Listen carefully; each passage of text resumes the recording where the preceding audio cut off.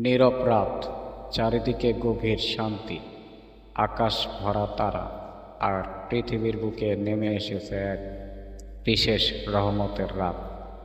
এটাই সেই রাত যাকে বলা হয় লাইলাতুল কদর।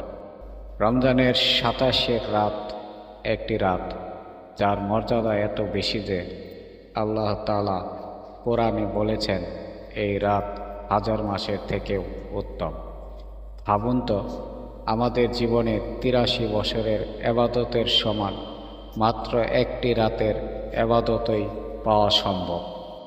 এই রাতে আকাশের দরজা খুলে যায়, অসংখ্য ফেরেশতা পৃথিবীতে নেমে আসে, তারা চারিদিকে ছড়িয়ে পড়ে। যে মানুষটি নামাজে দাঁড়ায়, যে মানুষটি কোরআন পড়ে, যে মানুষটি চোখের পানি ফেলে আল্লাহর কাছে ক্ষমা চায়, তাদের জন্য দোয়া করতে থাকে। হয়তো এই রাত আল্লাহ তোমার ভাগ্য বদলে দিতে পারেন। হয়তো এই রাতেই মাফ হয়ে যেতে পারে বছরের পর বছর জমে থাকা গুনাহ। তাই আজকের এই রাতকে অবহেলা করো না, ঘুমিয়ে কাটিয়ে দিও না।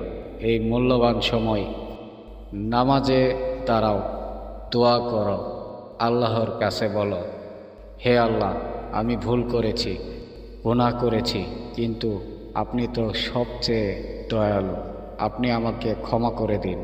এই রাতে বেশি বেশি পড়ো এই দোয়া। আল্লাহুম্মা ইন্নাকা আফুউন তুহিব্বুল আফওয়া ফা'ফু আন্না। অর্থাৎ, হে আল্লাহ, আপনি ক্ষমাশীল, ক্ষমা করতে ভালোবাসেন, তাই আমাকে ক্ষমা করে দিন। কে জানে, হয়তো এটাই তোমার জীবনের সবচেয়ে মূল্যবান রাত। তাই আজকের রাতটাকে এবাদতে ভরিয়ে দাও, কারণ লাইলাতুল কদর এমন একটি উপহার যা আল্লাহ শুধু উম্মতে মুহাম্মদকে দিয়েছেন।